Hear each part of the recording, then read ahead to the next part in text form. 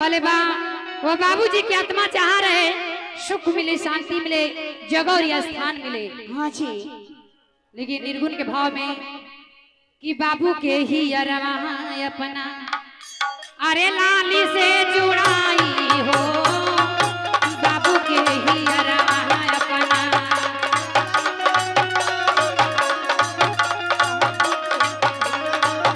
लाली से जुड़ाई हो, बाबू के ही अरवा अपना।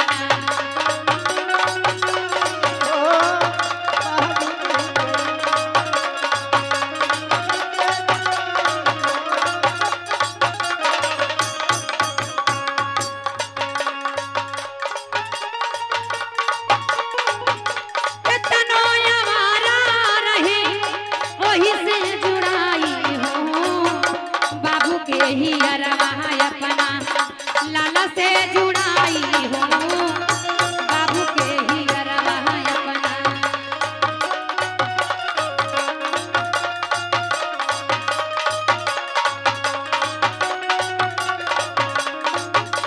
लेकिन ज्योति जी, हाँ पूजा जी, बड़ी नाम सुन के आयल बानी जा। हाँ बड़ी नाम सुन के बड़ी दूर से आयल बानी जा। कोई दी घर मलिकार के बाबूजी के बेटा लोगन से, बहू लोगन से, हाँ ये बाबूजी के अंतिम विदाई बाटे। कोई दी आई जा, कहे से कि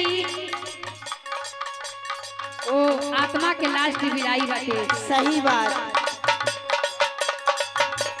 लेकिन पूजा जी, माई बाबू के करनी ना केहू से भराइल बा, ना केहू भर पाई। सही है बात बाटे। लेकिन बारे माई अपना लाल के जन्मा के कैसे पोसेली। बेटा माँ के तनवा अपना खूनवा से सींचेली।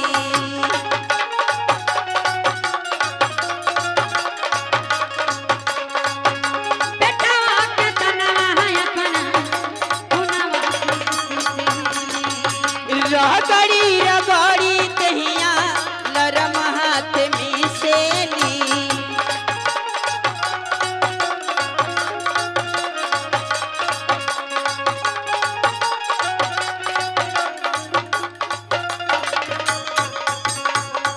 बेटा माँ के तनवा अपना खुनवा से सींचेली।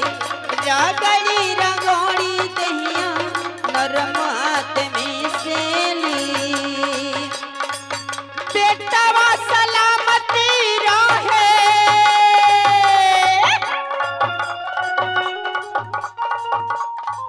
बेटवा सलामती रहे, मनौती मनाई हो, माई के ही अरवा अपना लाल से जुड़ाई हो, माई के ही अरवा अपना।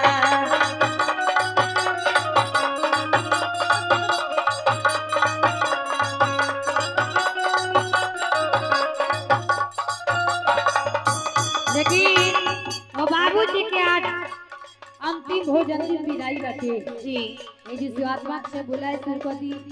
लेकिन कोई दी घर मलकी लोगन से इतना पहुनी लोग आए, वो मलिकार के सड़ुआए आयली, सरहद आयली, सही बात। फुआ मौसी सभे आयल हवे। सभी आयल हुई,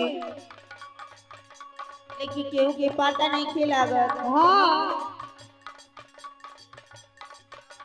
कहे के बा का हो सूतल रहे लाल जब भी आन होई जाला। आने होई जाला, सुतल रहे लाली जब भी मन होई जाला। माई हो जगा के कहे चल बेटा खाला। माई हो जगा के कोहे चल बेटा खाला।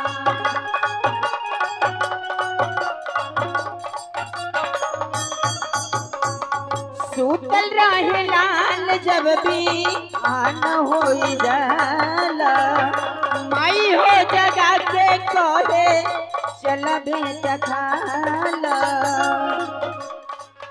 बेटा माँ सलामती रहे,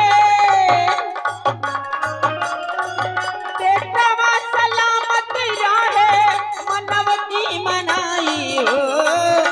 माई कोई अरग अपना लाल से जुड़ाई हो। लाल से जुड़ाई हो माई के ही अरगाय अपना। लाल से जुड़ाई हो माई के ही अरगाय। और देखिए पैसा देने वाले शिव नारायण